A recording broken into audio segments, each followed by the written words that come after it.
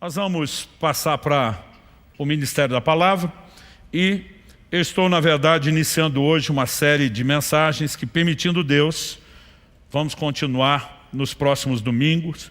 Na verdade, eu vou dividir o assunto em 3 domingos e o tema da nossa série é pecados da língua. Você tem 30 segundos para se arrepender de ter vindo, levantar e ir embora. Depois disso nós vamos trancar as portas, ninguém sai antes de terminar a reunião. E eu quero convidar você a abrir, por gentileza, sua Bíblia no livro do profeta Isaías, no capítulo 6. Livro do profeta Isaías, capítulo 6. E nós vamos ler do versículo 1 até o versículo 7. Eu vou ler na Nova Almeida atualizada. O texto diz assim: No ano da morte do rei Uzias eu vi o Senhor assentado sobre um alto e sublime trono, e as abas de suas vestes enchiam o templo. Serafins estavam por cima dele. Cada um tinha 6 asas, com 2 cobria o rosto, com 2 cobria os pés, e com 2 voavam. E clamavam uns para os outros, dizendo: Santo, Santo, Santo é o Senhor dos exércitos, toda a terra está cheia da sua glória. Os umbrais das portas se moveram com a voz do que clamava, e o templo se encheu de fumaça. Então eu disse: ai de mim, estou perdido, porque sou homem de lábios impuros, e habito no meio de um povo de lábios impuros. E os meus olhos viram o Rei, o Senhor dos exércitos. Então um dos serafins voou para mim, trazendo na mão uma brasa viva, que havia tirado do altar com uma pinça. Com a brasa tocou a minha boca e disse: eis que essa brasa tocou seus lábios. A sua iniquidade foi tirada e o seu pecado perdoado. Eu quero tomar essa porção da palavra de Deus para abrir não apenas a série, mas cada uma das mensagens, porque Isaías tem uma experiência poderosa, gloriosa, impactante. E diz: os meus olhos viram o Rei, o Senhor dos exércitos. Não se tratava apenas de uma visão de Deus tão limitada como muitos outros experimentaram ao longo do Antigo Testamento, porque ele vê Deus assentado no trono, a sua majestade, ainda que tenha ido ao limite do que podia suportar. Ele está num ambiente onde os serafins estão proclamando a santidade de Deus, e essa percepção da santidade de Deus gera um contraste, provoca e realça um sentimento. A expressão do profeta diante da percepção de um ente, de um ser tão santo como Deus é: ai de mim, eu estou perdido. Outras traduções dizem: eu vou perecendo. Basicamente, eu vou morrer. Eu não posso suportar essa santidade. E eu insisto, a percepção da santidade de Deus realça o contraste da ausência de santidade, da presença de pecado na vida de Isaías. Curioso é que nos primeiros capítulos do livro de Isaías, você vê ele pregando uma mensagem profética forte contra o pecado. Já no capítulo 1, ele começa dizendo para a nação de Israel: o boi conhece seu dono, o jumento seu possuidor, mas Israel não me conhece. E ele vai para cima e bate com força. Mas nesse momento, ele se vê, na linguagem nossa, como farinha do mesmo saco. Ele diz: sou um homem de lábios impuros e habito no meio de um povo de impuros lábios. Ou seja, sou tão pecador quanto esse povo todo que eu venho chamando a atenção e repreendendo.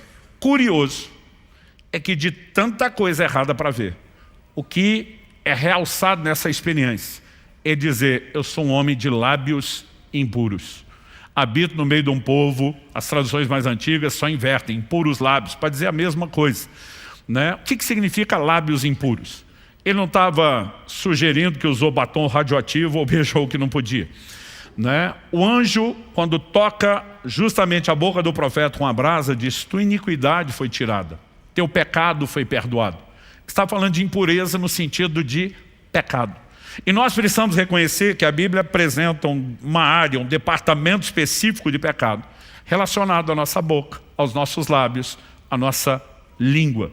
E Deus tem não apenas o desejo de expor o que ainda precisa ser trabalhado em nós, mas nos levar a um processo de santificação, de mudança, de transformação. O propósito dessa brasa não era apenas perdoar, remover a culpa de um pecado cometido, mas era santificar, era libertá-lo, era empoderá-lo para que houvesse mudança nessa área.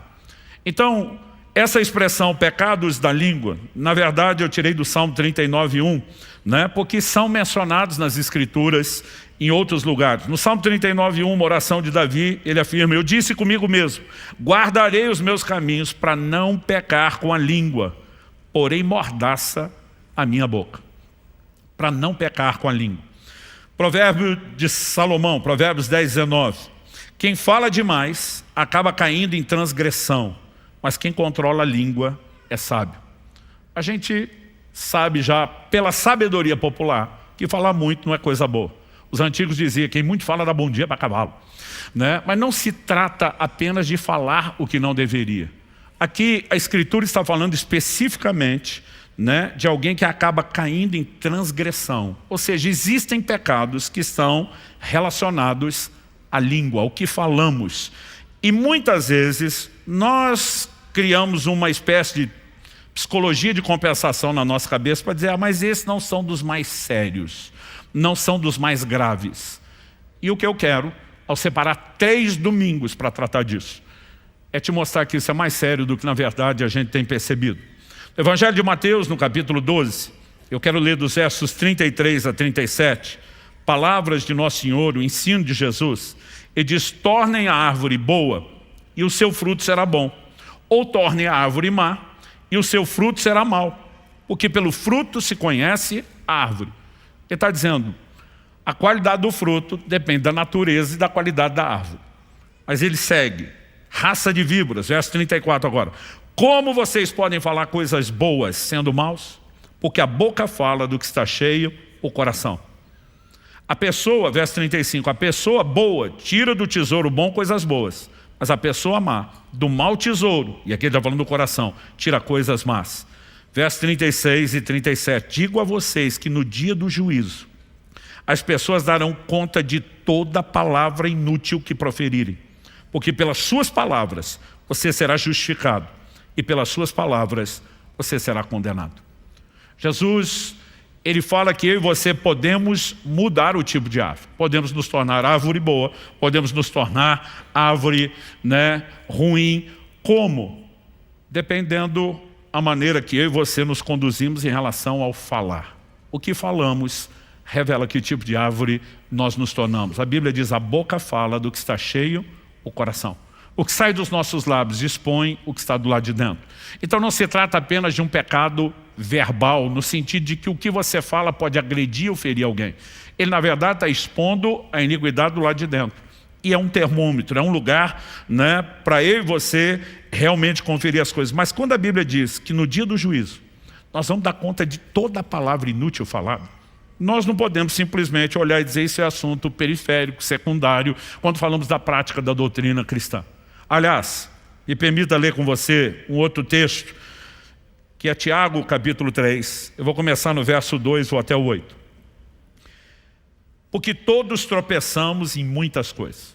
Em primeiro lugar, todo mundo, sem exceção, muitas áreas de tropeço. Nós, quando nos convertemos, tivemos uma experiência de santificação inicial.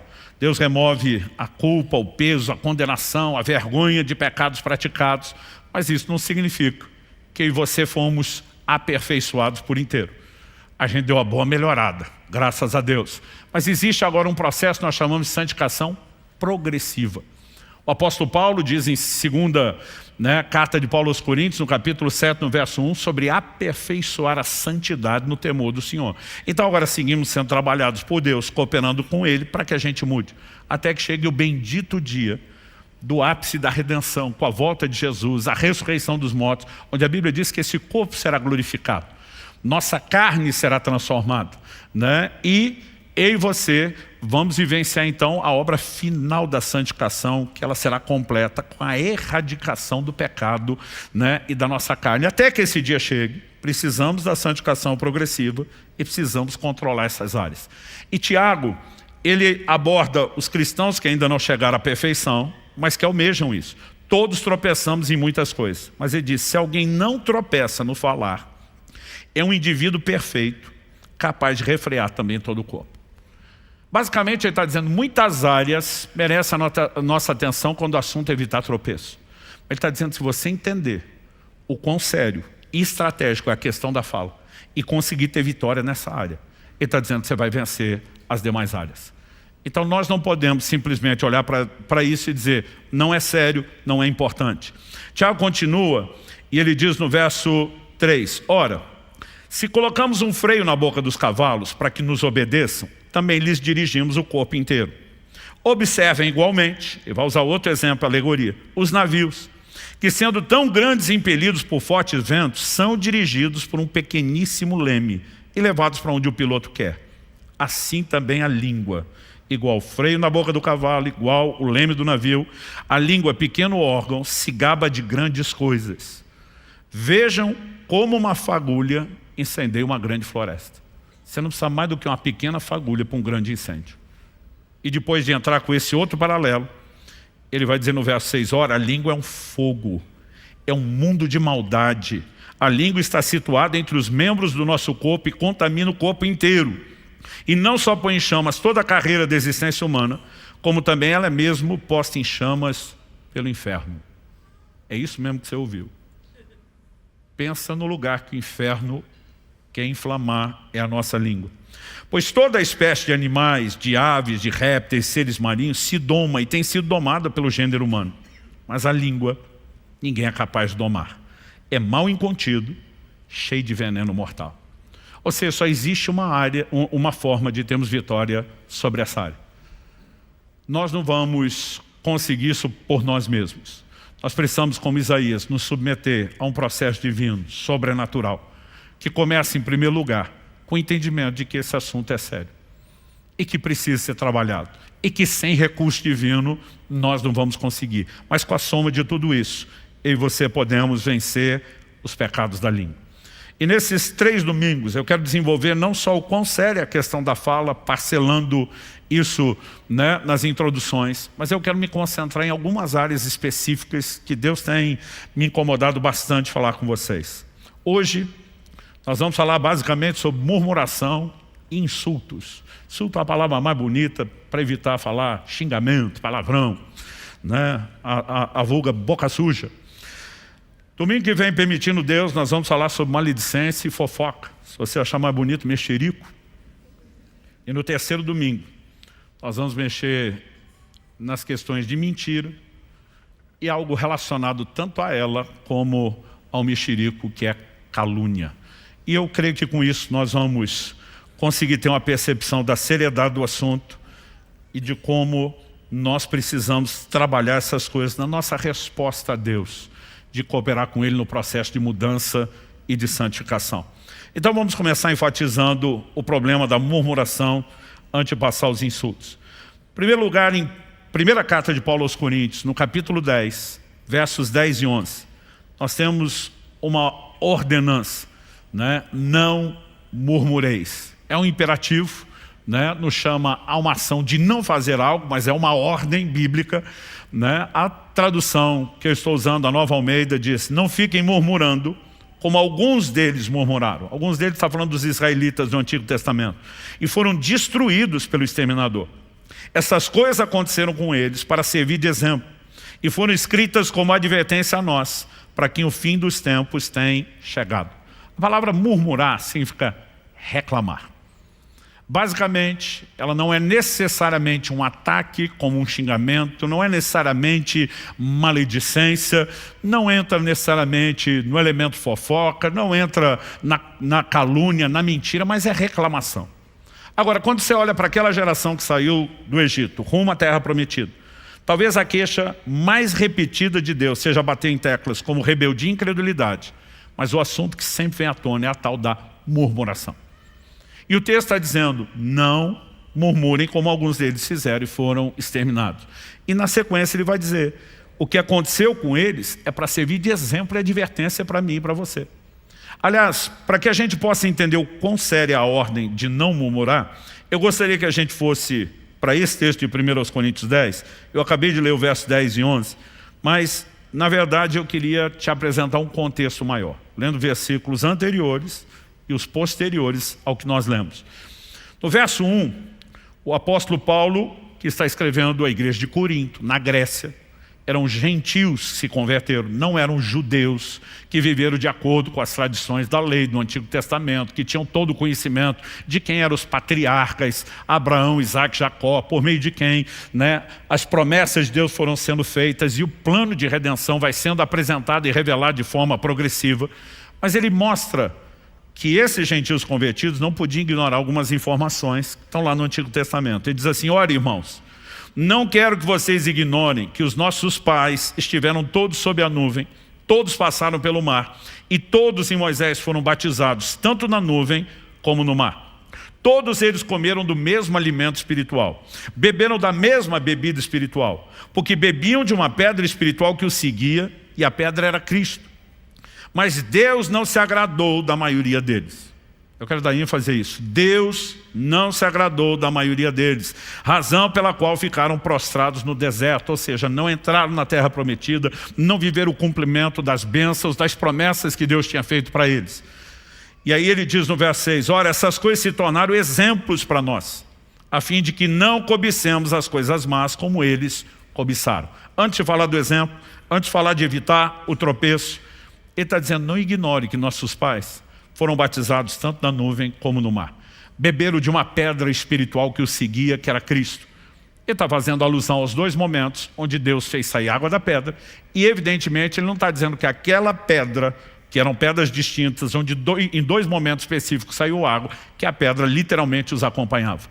Mas estava dizendo, quem fez sair água da pedra e os sustentou no deserto foi o próprio Senhor.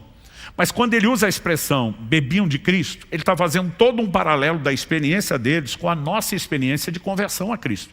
Foram batizados na nuvem e no ar, batismo no Espírito Santo e nas águas. Comeram do mesmo alimento espiritual. Qual alimento espiritual que está sendo mencionado? O maná. Que Jesus em Mateus 4,4, fazendo alusão ao texto que fala do maná em Deuteronômio 8,3, diz, nem só de pão viverá o homem, mas de toda a palavra que sai da boca de Deus. Ou seja, não foram apenas alcançados pelo Evangelho, foram alimentados pela palavra de Deus.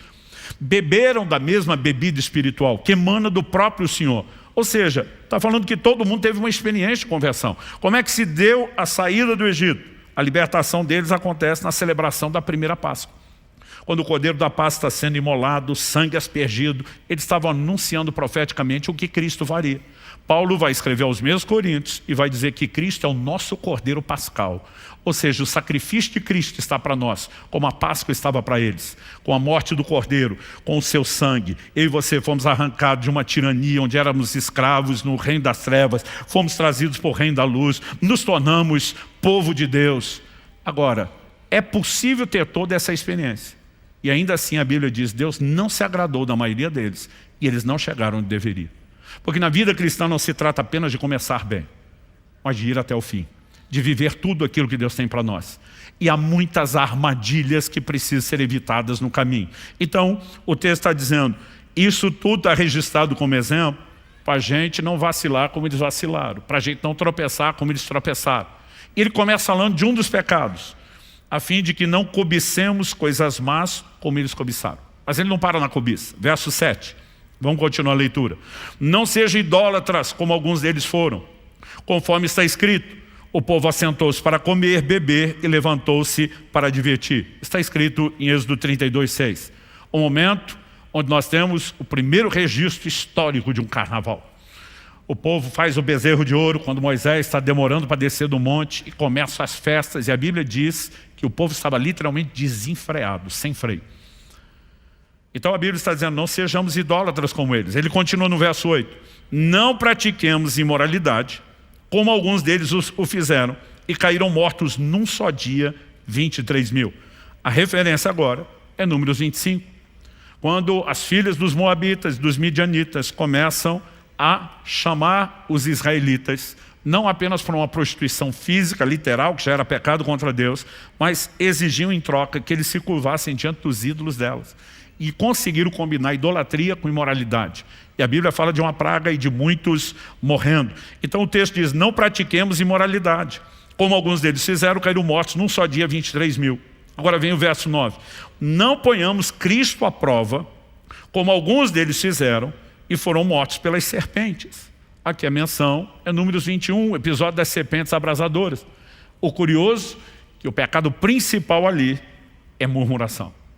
E aí ele emenda no 10, junto com o por Cristo à prova. Não fiquem murmurando, como alguns deles murmuraram e foram destruídos pelo exterminador. Por que eu estou lendo isso tudo? Porque normalmente a gente pensa, idolatria, pecado sério. Imoralidade, piorou. Mas quando chega no assunto da murmuração, a gente diz, normal. E a Bíblia não está tratando isso como normal. Está dizendo, vai te enredar como a imoralidade enreda, vai te enredar como a idolatria enreda, vai te prender como a cobiça prende. Isso é chamado de colocar Cristo à prova. Então, no verso 11, nós já lemos e diz, essas coisas aconteceram com eles para servir de exemplo, foram escritos para advertência a nós, para quem tem chegado os fins dos tempos. Dito isso, ele diz, por isso, aquele que pensa estar em pé, veja que não caia. Não caia na idolatria, não caia na cobiça, não caia na moralidade, não caia na murmuração. Verso 13, não sobreveio a vocês nenhuma tentação que não fosse humana, mas Deus é fiel, não permitirá que sejam tentados além do que podem suportar. Pelo contrário, juntamente com a tentação, proverá livramento para que vocês a possam suportar. Quando você olha o quadro completo, não dá para dizer, olhando para uma murmuração, que é algo normal, aceitável, tolerável. E a Bíblia está nos chamando a uma ação específica, dizer não entre nesse jogo. E nós precisamos entender que a ordem não murmureis. É literalmente isso, é imperativo, é uma ordem que não é para ser desobedecida. Então quando alguém murmura, além de desobedecer uma ordem direta de Deus para não fazê-lo, ele está também afrontando diretamente uma outra ordem divina de que a gente deve fazer o oposto. O que é o oposto? Em 1 Tessalonicenses 5,18, a Bíblia diz, em tudo deem graças, porque essa é a vontade de Deus para vocês em Cristo Jesus. Efésios capítulo 5, verso 20, dando sempre graças por tudo a nosso Deus e Pai, em nome do nosso Senhor Jesus Cristo. O cristão é orientado a usar a sua boca para bendizer a Deus, em toda e qualquer situação. O apóstolo Paulo chega a dizer aos Filipenses, eu aprendi a viver contente em toda e qualquer situação. Ou seja, a gente não reclama, a gente não murmura, a gente bendiz, a gente agradece, a gente louva a Deus. E a murmuração, ela é o oposto. Evidentemente, a gente tem a capacidade de conseguir justificar o fato de a gente estar murmurando. Porque a maioria de nós vão dizer, estou reclamando do que está certo eu reclamar. Atos capítulo 6, verso 1 diz assim, naqueles dias, aumentando o número dos discípulos, houve murmuração dos helenistas contra os hebreus, porque as viúvas deles estavam sendo esquecidas na distribuição diária. Pergunta é, as viúvas estavam mesmo sendo esquecidas? A resposta é sim. Os apóstolos se levantam com toda a congregação e dizem, temos um problema, temos que resolver o problema, temos que consertar o problema, e consertaram. Então, o problema era legítimo, ninguém inventou, ninguém simplesmente criou uma situação que não existia. A questão é como se lida com o problema. A Bíblia diz que a murmuração vem de um grupo específico, helenistas, falando contra hebreus. A expressão helenista fala dos de cultura grega. Então, mesmo em Jerusalém, nós tínhamos alguns que tinham abraçado o judaísmo sem ser. E quando as viúvas estão sendo esquecidas por um motivo, a Bíblia diz que se multiplicou o número dos discípulos. Os apóstolos não davam conta de atender tantos milhares de convertidos. E nós precisamos entender que todo o crescimento gera desafios. Um dia desses, alguém falou para mim, pastor, eu tenho saudade de quando nós começamos lá na Água Verde, um culto só, e dava para pegar na sua mão. Eu falo, eu tenho boas lembranças, mas não quero voltar para aquilo. Hoje nós estamos alcançando muitos milhares de pessoas, e eu estou feliz com mais gente sendo alcançado. Agora, não espere que eu pegue na sua mão. Um dia como esse, de 5 cultos, alguém falou, pastor, o senhor termina a pregar e já sai. Eu falei, queria você pregando 5 cultos para ver o que é. Então, assim, existem mudanças que são necessárias. Mas se você não sabe muitas vezes como apresentar, você pode gerar certas insatisfações. Então, de vez em quando, você tem que estar explicando, programando. E os apóstolos vão fazer isso. Mas o povo está reclamando, não está olhando para o problema que foi gerado pelo crescimento, que é um bom motivo. Eles estão dizendo, se fosse as viúvas dos hebreus, estava sendo atendido. Porque o problema não é muita gente. O problema é que tem lá a nata, a turma do departamento VIP, esses são atendidos, nós somos... E aí começa uma distorção de qual é o motivo do problema. Porque é a suposição da cabeça deles. Não é o que a Bíblia diz que era o problema. O problema era real. Mas a maneira como eles estão reclamando já começa a semear intriga, divisão, discórdia, e a coisa acaba indo para outro lado. Ou seja, a maioria de nós, quando está reclamando, a gente costuma pensar, estou no direito de fazer. E eu sempre digo às pessoas, existem formas corretas de fazer isso. Né? É você simplesmente dirigir aos líderes, olha, nós temos um problema, não sei se vocês estão vendo da mesma forma, quais são as possíveis soluções? É bem mais fácil do que só ficar presumindo e falando. Não importa se estamos falando da igreja, estamos falando dentro da sua família, do seu trabalho, em qualquer lugar. Agora, nós também podemos, às vezes, estar fazendo a coisa certa do jeito errado. 1 de Pedro, capítulo 4, verso 9. Sejam mutuamente hospitaleiros. A hospitalidade é largamente trabalhada na Bíblia. Mas ele diz sem murmuração. Hospitalidade é coisa boa. Mas a gente pode fazer reclamando. Tudo bem eu receber os irmãos em casa, mas eles precisam ser tão sem noção. Tudo bem eu cozinhar para esse povo, mas precisa comer como se fosse uma nuvem de gafanhoto. Tudo bem abrir minha casa, receber a célula, mas esses pais não podiam ensinar melhor os filhos a não ficar quebrando as coisas dos outros. E aí nós começamos a fazer a coisa certa do jeito errado. E a Bíblia está dizendo, você vai ser hospitaleiro sem murmuração. Não estraga a coisa boa que você fez reclamando de tudo aquilo que você está fazendo, ainda que seja algo bom. Quem está arrependido de ter vindo? Não, estou brincando, vamos continuar. Em Êxodo, no capítulo 16, a gente tem um retrato de Deus falando do comportamento do povo, que mostra que murmurar contra pessoas, reclamar até mesmo das circunstâncias, não necessariamente dirigindo alguém, é murmurar contra Deus. Pelo menos a perspectiva que Deus tem do seu povo, que deveria entender o cuidado do governo dele em toda e qualquer situação. Êxodo 16, de 6 a 8 diz: Então Moisés e Arão disseram a todos os filhos de Israel: Hoje à tarde vocês saberão que foi o Senhor quem os tirou da terra do Egito, e pela manhã vocês verão a glória do Senhor, porque Ele ouviu as murmurações de vocês contra o Senhor. Pois quem somos nós para que vocês fiquem murmurando contra nós? Ele disse, vocês acham que estão falando da gente, mas nós estamos aqui como enviado dele, falando as palavras dele, fazendo as coisas que ele mandou. Então não é contra a gente, vocês estão murmurando. Moisés continuou: Isso acontecerá quando o Senhor à tarde lhes der carne para comer e pela manhã pão à vontade. É o momento onde você tem o surgimento do maná na história bíblica. Porque o Senhor ouviu as murmurações com que vocês se queixam contra Ele. Ele repete, pois quem somos nós? Vocês não estão murmurando contra nós, mas contra o Senhor. Quando o filho está reclamando dos pais, quando marido e mulher estão queixando um do outro, quando o empregado está reclamando de patrão, normalmente nós achamos que estamos murmurando só contra pessoas. Mas o Deus que nos mandou dar graça, que nos mandou bem dizer, em vez de reclamar, Ele disse, seu problema comigo, não é só com os outros. Números 16, de 41 a 45. A Bíblia diz, mas no dia seguinte, toda a congregação dos filhos de Israel murmurou contra Moisés e contra Arão. Nós tivemos o relato no mesmo capítulo 16, da rebelião de Coré, Datã e Abirão. O juízo de Deus se manifesta sobre eles. E mesmo Deus deixando claro como lidou com tudo aquilo, a Bíblia diz que o povo murmura contra Moisés e Arão, dizendo, vocês mataram o povo do Senhor. A Bíblia diz que quando o povo se ajuntou contra Moisés e Arão, eles se viraram para a tenda do encontro. E eis que a nuvem a cobriu e a glória do Senhor apareceu. Moisés e Arão foram para a frente da tenda do encontro. Então o Senhor falou a Moisés dizendo, saiam do meio dessa congregação e eu a consumirei no momento. A gente não pode achar que murmuração não atrai ira, não atrai juízo divino. Então eles se prostraram sobre o seu rosto. A Bíblia vai descrever aqui todo um gesto de intercessão.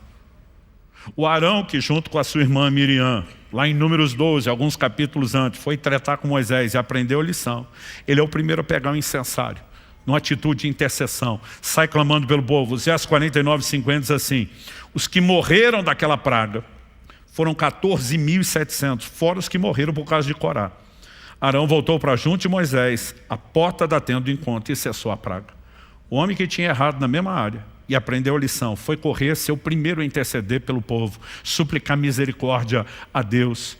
E quando você vê o quanto, não só ao longo do Antigo Testamento, mas no Novo, Deus vai mexendo nesses pecados, nós não podemos olhar para isso e dizer que é algo sem importância. Além de apresentar o problema da murmuração, eu quero destacar aqui na sequência as consequências. A gente leu primeiro aos Coríntios 10:10, não fiquem murmurando, como alguns deles murmuraram e foram destruídos pelo exterminador. Outras traduções falam, né, o destruidor.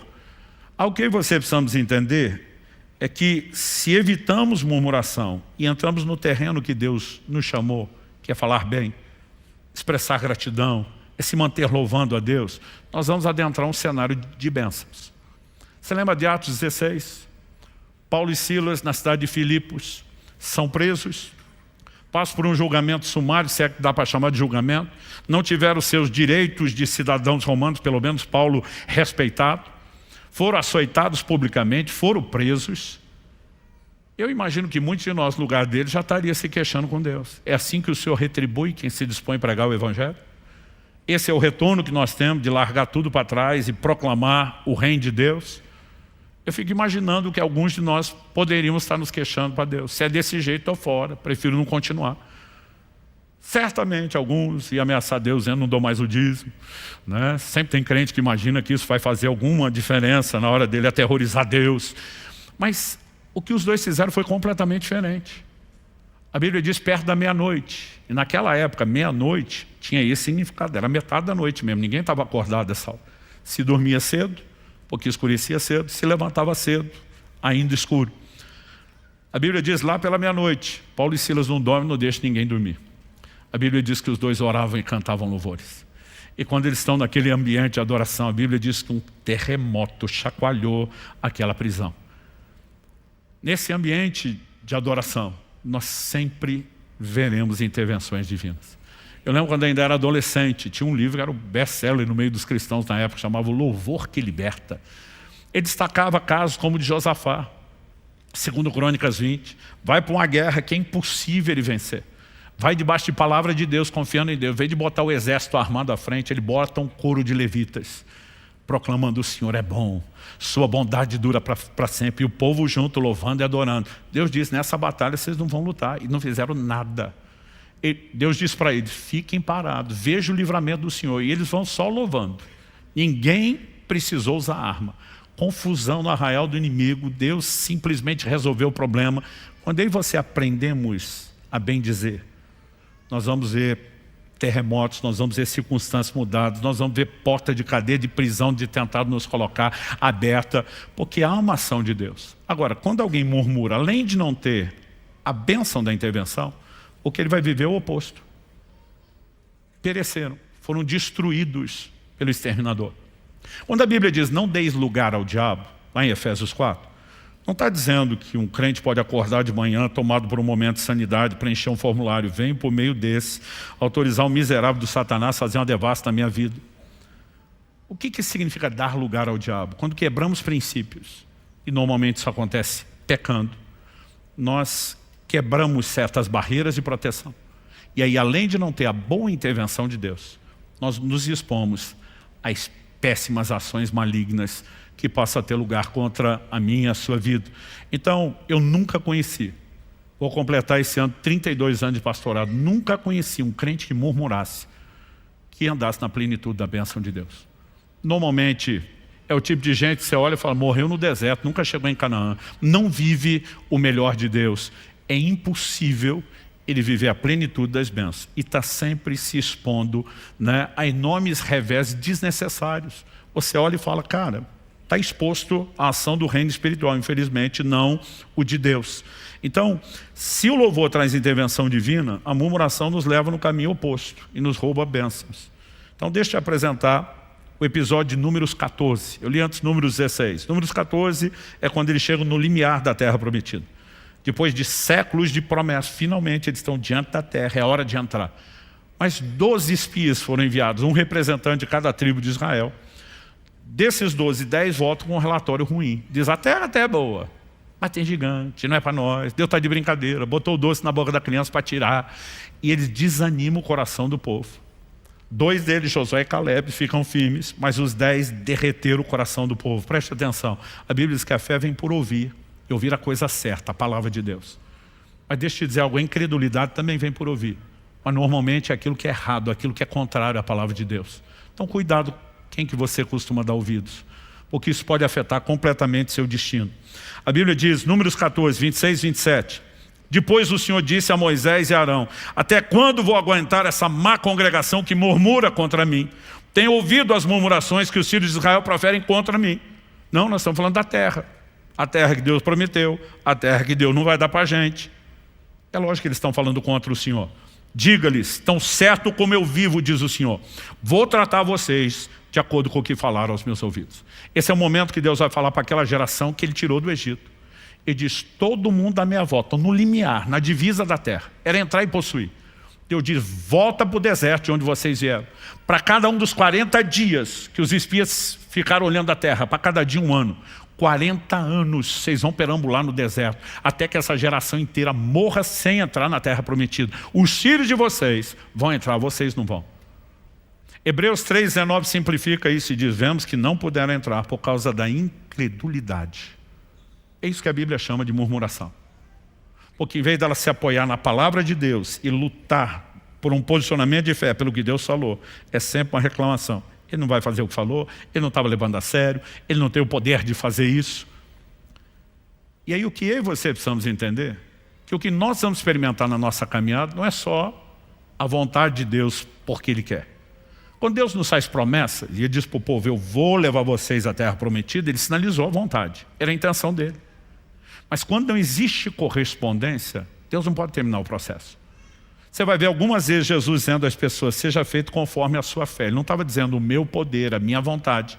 É lógico que o poder e a vontade dele serão acionados pela fé, mas ele está dizendo o que determina o que você vai experimentar, o que você crê. Aí Deus diz: vocês só murmuram e reclamam, eu vou dar a vocês exatamente o que vocês estão falando. Então vocês vão viver exatamente o que passaram a murmurar. Não conheço um crente que vive de murmuração e reclamação, que não viva debaixo dessa sentença, e ele experimenta exatamente aquilo que ele vive murmurando e reclamando. Nós precisamos entender isso. Salmo 106, fazendo uma releitura de Números 14, versos 24 a 27, Salmo 106 diz: também desprezaram a terra aprazível, está falando da terra prometida, não deram crédito à palavra de Deus, pelo contrário, murmuraram em suas tendas e não ouviram a voz do Senhor. Então lhe jurou de mão erguida que os havia de arrasar no deserto, e também espalharia entre as nações sua descendência e os dispersaria por outras terras. Eu digo: vou dar exatamente a vocês o que vocês estão falando. As consequências da murmuração não são apenas as circunstâncias ruins. Ela afeta a essência do propósito que Deus tem para mim e para você, seus filhos, povo dele. Filipenses capítulo 2, 14 e 15. Façam tudo sem murmurações nem discussões. Para que? Agora vem indicativo de propósito. Para que sejam irrepreensíveis e puros, filhos de Deus, inculpáveis no meio de uma geração pervertida e corrupta, na qual vocês brilham como luzeiros do mundo. Quando Jesus diz: vocês são a luz do mundo, o sal da terra, ele disse: se a luz não brilhar, não tem motivo e razão de ser. Se o sal se tornar insípido e perder o poder de salgar, não tem razão de ser.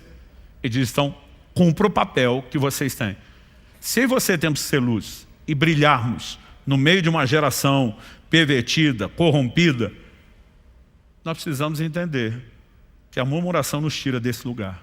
Com murmuração nós não seremos irrepreensíveis, com murmuração nós não seremos puros, com murmuração nós não seremos inculpáveis e nem representaremos a natureza do Pai carregamos para ser chamados de filhos de Deus.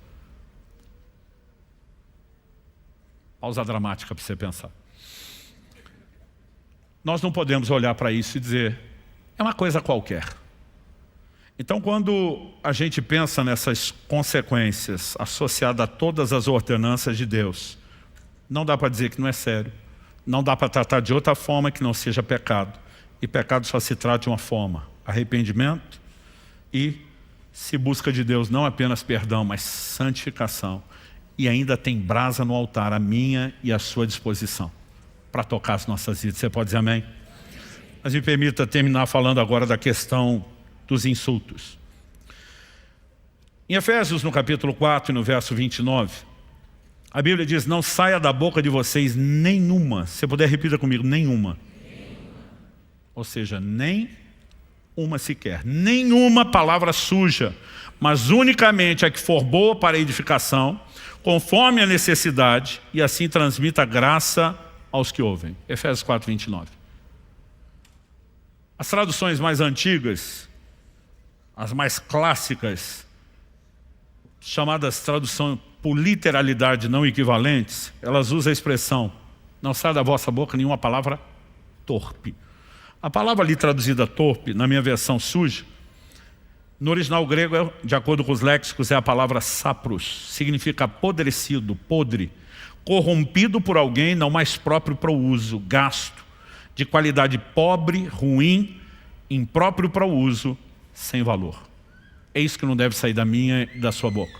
Não é apenas um insulto, não é apenas um palavrão, não é apenas um instigamento, é tudo aquilo que não edifica. E diz: saia unicamente a que for boa para edificação. Vai edificar a vida de quem está ouvindo? O que eu vou falar vai gerar fé ou vai gerar desânimo? Vai inspirar ou vai derrubar a pessoa? Vai encorajar ou vai desanimar?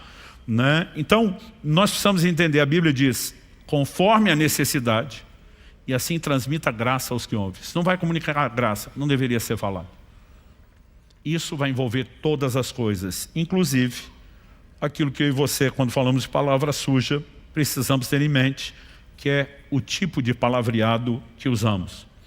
Em Efésios, na mesma carta de Paulo aos Efésios, na sequência, no capítulo 5, eu quero ler dos versos 3 a 5. A orientação bíblica é clara sobre qual é a linguagem que convém aos santos, ao povo de Deus. E diz assim, que a imoralidade sexual e toda impureza ou avareza não sejam nem sequer mencionadas entre vocês, como convém a santos. Ele não está falando de praticar imoralidade, impureza ou avareza. Ele está falando de falar coisas relacionadas à imoralidade, impureza e avareza. Isso significa que nós já temos a resposta a uma pergunta. Na vida de alguém que se converteu e encontrou a Cristo, as mesmas piadas sujas de antigamente deveriam estar sendo contadas? A resposta é não. O mesmo linguajar de baixo calão que muitos de nós crescemos falando com a maior naturalidade deveria estar sendo falado? Não convém a santos. Isso tinha a ver com o velho homem, mas não com o novo homem. Vamos continuar a leitura. Depois de dizer, não sejam nem sequer mencionados entre vocês como convém a santos, ele diz, não usem linguagem grosseira, não digam coisas tolas nem indecentes, pois isso não convém. Pelo contrário, digam palavras de ação de graças. Fiquem sabendo isso. Nenhuma pessoa imoral, impura ou avarenta, porque avareza é idolatria, tem herança no reino de Cristo e de Deus. Você lembra que ele toca nesses assuntos de imoralidade, impureza e avareza, para dizer não é para falar. E agora ele diz, porque essas pessoas não têm lugar no reino de Deus. Se você seguir a lógica que ele está construindo, ele está dizendo, o problema não é só quem pratica a imoralidade, idolatria e avareza. Até um linguajar que reflete isso já está nos sabotando. Então assim, não dá para simplesmente se converter e acreditar que dá para viver sem filtro. Colossenses capítulo 3, de 8 a 10. Agora, porém, abandonem igualmente todas essas coisas. Ira, indignação, maldade, blasfêmia, aqui entram xingamentos, linguagem obscena no falar. Essa expressão traduzida linguagem obscena no falar, do grego aiskrologia, significa palavra suja, discurso obsceno ou baixo. Né? Palavrão, traduzindo. Não mintam uns aos outros. Esse é um outro pecado da língua mentira que nós vamos tratar em outra mensagem. Uma vez que vocês se despiram da velha natureza com as suas práticas e se revestiram da nova natureza, que se renova para o pleno conhecimento, segundo a imagem daquele que o criou. Honestamente, querido, nós precisamos entender aonde Deus está tentando nos levar. E não é um lugar onde você chega só com esforço, sem recursos divinos. Mas não é Deus sozinho que te empurra para lá se você não cooperar com Ele. Então nós precisamos entender que isso é parte do processo de santificação, mudança de linguagem. Alguns de nós tivemos o privilégio de crescer em lares onde não se falava tanta baixaria. Outros de nós crescemos ouvindo isso e reproduzimos com a maior naturalidade, porque foi uma vida inteira. Mas a partir do momento que nos convertemos, sabemos que Deus olha para nós com paciência, sabe que somos crianças espirituais que estão num processo de crescimento, mas essas coisas precisam ser faladas, não para que se gere condenação, mas para que se proponha a mensagem bíblica que tem que ser pregada e ensinada de mudança. Em Apocalipse, no capítulo 13, no verso 5, quando a Bíblia fala de uma das bestas do Apocalipse, a personificação do mal, Apocalipse 13:5 diz: foi-lhe dada uma boca que proferia arrogâncias e blasfêmias. Eu não sei te dizer quantas vezes já vi pessoas que num profundo nível de endemoniamento blasfemam contra Deus e xingam todo mundo que em volta. Isso é a linguagem do reino das trevas. Não é a linguagem do reino de Deus, daqueles que foram chamados para andar na luz. Quem está entendendo? Tiago capítulo 3, eu vou usar esse texto numa das próximas mensagens para trabalhar melhor outro assunto, mas aqui também cabe. Tiago 3, de 10 a 12.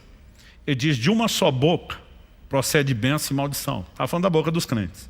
Meus irmãos, isso não deveria ser assim. Repita comigo: isso não deveria ser assim. Ele pergunta: por acaso pode a fonte jorrar do mesmo lugar água doce e água amarga? A pergunta é retórica, para todo mundo responder que não. Meus irmãos, será que a figueira pode produzir azeitonas ou a videira figos? Assim também, uma fonte de água salgada não pode dar água doce. Ou você está com água amarga, salgada ou doce. E a Bíblia diz que nós precisamos ser a fonte correta. Uma fonte que não só não fala o que é errado, mas fala aquilo que é correto. Quem está entendendo, diga amém. Então, a semelhança de Isaías, nós precisamos entender. Estamos falando de áreas que são pecado, que atrapalham o nosso relacionamento com Deus. Mas que encontramos um Deus que expõe isso não porque quer condenar, não porque quer que a gente sinta mal a respeito, mas porque Ele quer nos aperfeiçoar. Então, qual é o processo? A semelhança de Isaías, quando enxergamos pecado, tem que ter arrependimento. O que é o arrependimento? Em essência, é reconhecer o erro que você cometeu. Outro dia alguém me perguntou: pastor, qual o mistério do toque na boca do profeta? Porque o anjo pega uma brasa lá com a pinça e vai colocar na boca. Qual o mistério? Eu falei: não tem mistério, é a oração que ele fez. Sou um homem de lábios impuros. Se ele tivesse dito: sou um homem de olhos impuros, teriam sido 2 brasas nos olhos. Ou como dizia no interior de São Paulo, onde me criei, nos olhos. Aquela área onde você reconhece necessidade é especificamente a área onde Deus pode trabalhar. E quem não reconhece não vai ser trabalhado. Então assim, se Deus não expõe, e o propósito dele não é fazer você meramente sentir mal. É lógico que quando a gente entende, a gente sente mal. Mas a ideia é que a partir do reconhecimento a gente se expõe a um processo de mudança. Em Marcos 2, de 15 a 17, Jesus diz assim: os sãos não precisam de médico, e sim os doentes. Se você olhar a essência do ensino dele, quem eram os doentes? Ele está falando dos pecadores. Quem é o médico? Ele está falando dele. Como a Bíblia diz, não há nenhum justo, nenhum sequer, não existe gente sã de verdade. Ou seja, todo mundo é doente, todo mundo precisa do médico, ele que é o Salvador. Mas a pessoa que acha que é sã, ou seja, não enxerga a sua miséria, o seu pecado, ele, Jesus, o médico, não pode fazer nada. Porque tudo parte, como premissa, o princípio de tudo é o arrependimento. É por isso que Jesus veio pregando: arrependei-vos e crede no Evangelho. A fé não vem antes do arrependimento, ela vem depois. Quando Hebreus 6 fala dos rudimentos da doutrina de Cristo, fala primeiro do arrependimento de obras mortas, depois da fé em Deus, sempre o arrependimento. Ele precisa ser o precursor, porque não há mudança e transformação sem arrependimento. Então Deus quer expor áreas da nossa vida. Ele quer nos levar ao reconhecimento: está errado, isso não condiz com a nova vida, está mais parecido com a velha, eu preciso de mudança. Esse é o ponto de partida. Mas a partir disso, nós podemos acessar recursos. Porque Tiago deixa claro: a gente consegue domar todos os animais, mas não a própria língua. Diz: está cheio de veneno. Aliás, alguns de nós a língua é bipartida, bifurcada a ponta. O veneno corre no canto da boca. Mas com recursos de Deus, todos, cada um de nós, sem exceção, podemos vencer. E o que nós precisamos entender é que Deus não quer só perdoar. Se Ele só perdoa, nós vamos continuar tropeçando nas mesmas áreas, caindo e levantando. Ele tem santificação, transformação para mim e para você. Isso é um recurso sobrenatural que está à nossa disposição. Pastor, como acessá-lo? Além do reconhecimento, existem algumas ações práticas. Primeira delas, se Jesus diz em Mateus 12:34 que a boca fala do que está cheio o coração, nós precisamos mudar o depósito. Você lembra que em Mateus 12, Jesus diz que do bom depósito a pessoa tira coisas boas, do mau depósito tira coisas más. Então nós precisamos trocar o depósito. O que é que está do lado de dentro? Colossenses capítulo 3, verso 16 diz: habite ricamente em vós a palavra de Cristo. O crente tem que estar tão cheio de Bíblia Porque quando alguém esbarra nele, sai versículo. Eu li algum livro, quando era garoto, uma ilustração. Imagina uma esponja que está encharcada de água. Onde você aperta, sai o quê? Água. E aí você olha para Jesus, era assim. O diabo vinha tentar cutucar, o que saía? Está escrito, está escrito.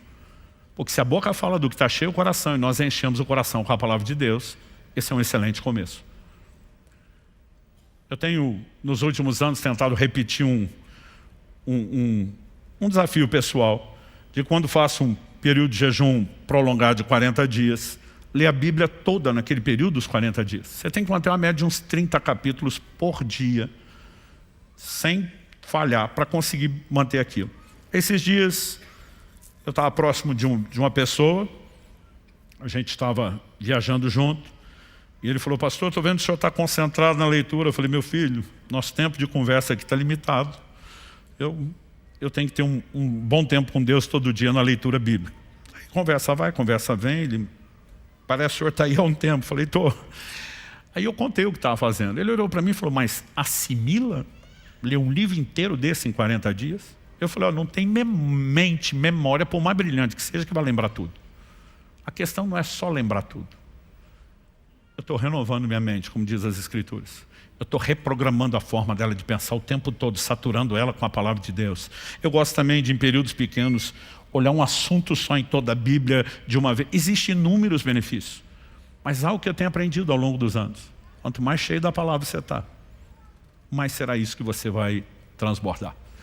Então, nós precisamos desse bom depósito, mas também precisamos de oração específica por vitória nessa área. Jesus nos ensinou um padrão de oração diária. A oração do Pai Nosso não é uma reza a ser repetida, é um modelo de oração e é diária, porque diz: o pão nosso cada dia dê hoje. Nessa oração diária, Ele nos ensinou a dizer: não nos deixe cair em tentação, livra-nos do mal. Se eu e você sabemos que estamos tropeçando na murmuração, nos insultos, nos outros pecados que vamos falar semana que vem, e a gente não ora para vencer isso, como esperar que nós vamos vencer?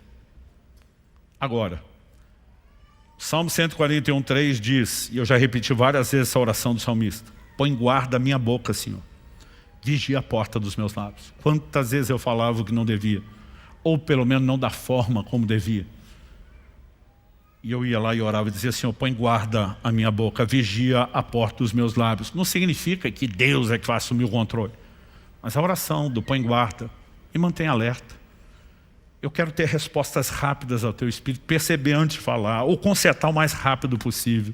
E acredite, esse tipo de oração vai nos ajudar.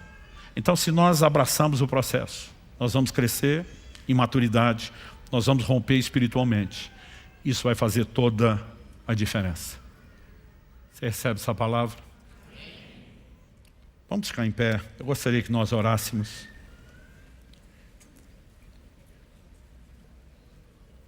Como eu disse antes, cada domingo nós vamos ter começo, meio e fim. Se alguém não conseguir estar todo, vai entender aquilo que está ouvindo a cada domingo, mas com a soma, não só de assuntos, áreas de tropeço diferentes, como também ensinando sobre a seriedade do que falamos.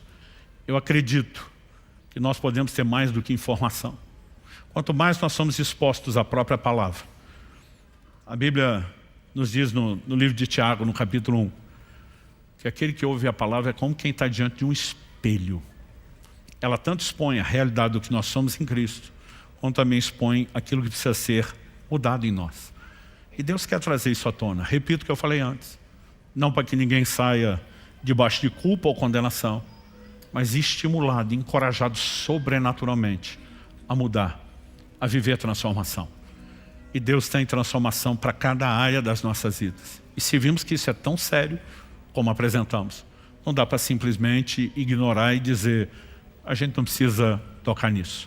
Que Deus gerou no meu coração, orando, esse tempo de oração, intercessão, né, em favor da igreja. Sábado que vem eu estou terminando um desses períodos de jejum. Honestamente, eu estava esperando assim, vem com aquela série de mensagens de avivamento, vamos incendiar todo mundo. E o Senhor diz: ajuda eles num ponto crítico. Eu tenho sido muito trabalhado ao longo dos anos por Deus nessas áreas e ainda estou sendo. E de repente, Deus começou a me gerar uma consciência do quão estratégica é essa área. Deus, quando enche alguém do Espírito Santo, uma das primeiras coisas que Ele quer controlar, fala. Desde o Antigo Testamento, a profecia é: derramarei do meu Espírito sobre toda a carne e profetizarão. A Bíblia diz que todos foram cheios do Espírito, começaram a falar em línguas. Ao longo de toda a Escritura, ser cheio e falar mostra que Deus quer assumir o controle dessa área. Mas o diabo também, porque a Bíblia diz que a língua é inflamada pelo inferno. Pensa no ponto estratégico da nossa vida, que os dois reinos, de Deus e das trevas, estão lutando. E tudo que Deus está pedindo é: pare de se expor ao reino das trevas e deixe assumir o controle. Eu não estou dizendo que só ter a experiência de falar em língua resolveu o seu problema da língua. Na igreja seria uma maravilha. Mas significa que continuamente nós temos que nos render ao controle dele e aprender a usar um estilo de linguagem dele. E a boca do crente foi feita para abençoar, não para amaldiçoar, não para murmurar, não para reclamar, não para xingar, não para mentir, não para falar mal dos outros, não para fofocar. Se alguém falou: não pastor, a gente já não chama mais de fofoca, são atualizações. Falei: enquanto você estiver dando desculpa, não tem transformação. Mas Deus tem algo mais para mim e para você. Pai, eu oro por cada um dos meus irmãos e irmãs, começando por mim mesmo. Nós nos expomos ao Senhor. A ação do Teu Espírito nesse ambiente, a palavra exposta. E nós não queremos sair desse lugar só com informação a ser digerida e processada. Sabemos a importância de seguir meditando naquilo que ouvimos. Mas muito mais do que processar apenas no nível humano, racional. Deus, nós oramos por entendimento espiritual, pela aplicação prática do Teu Espírito. Nós oramos por aquele algo mais, pelo toque dos céus, que nos leva a uma consciência como a que houve em Isaías, de reconhecer que há pecados na nossa língua, que os nossos lábios precisam não só de perdão, mas de santificação. Nós oramos que possamos vencer nessa área. Uma área, ó Deus, tão estratégica, tão fundamental, a ponto de Tiago ter dito que quem não tropeça nessa área será varão perfeito, não vai tropeçar nas demais. Nós queremos ser estratégicos nesse processo de santificação e nessas semanas concentrar força, dando atenção e resposta à Tua palavra. Nós oramos por cada um, suplicando graça e favor dos céus, para que haja crescimento, para que haja rompimento espiritual, em nome de Jesus. Se você crê, concorde, diga amém.